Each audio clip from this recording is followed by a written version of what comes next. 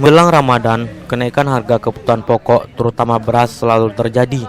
Hal ini dikarenakan permintaan pasar meningkat, sementara stok beras di pasaran berkurang dikarenakan masa panen petani sudah berakhir. Saat ini kebutuhan beras mencapai 1.370 ton per bulannya untuk disuplai ke gudang Bulog di Loksmawe serta didistribusi ke pasaran untuk menstabilkan harga beras. Meskipun demikian, dipastikan kecukupan beras untuk 3 kabupaten terdiri dari Kota Loksmawe dan Aceh Utara serta Kabupaten Biren dipastikan aman hingga memasuki Hari Raya Idul Fitri.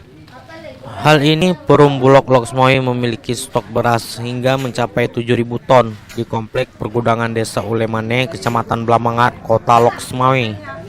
Mulyadi, Kepala Subdivisi Regional Perum Bulog Loksmawe mengatakan, dengan stok yang ada, saat ini dipastikan cukup sampai Hari Raya Idul Fitri, sementara harga beras di pasar terbilang kenaikan harga. Dan stok yang kami kuasai hari ini yang ada di gudang sekarang itu cukup sampai dengan Hari Raya. Untuk harga sendiri bagaimana di pasaran ini? Apakah sudah terkendali atau bagaimana?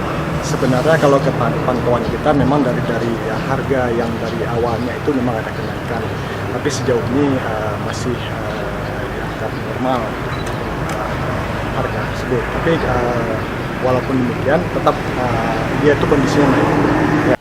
Direncanakan dalam waktu dekat ini akan dilakukan operasi pasar untuk menstabilkan harga. Perintah untuk operasi pasar dirinya sudah diterima. Tinggal bagaimana pelaksanaan di lapangan harus dikoordinasikan dengan pemerintah daerah. Dari Loksmawe, Dedi Nandepa, Pelita 8 On TV melaporkan.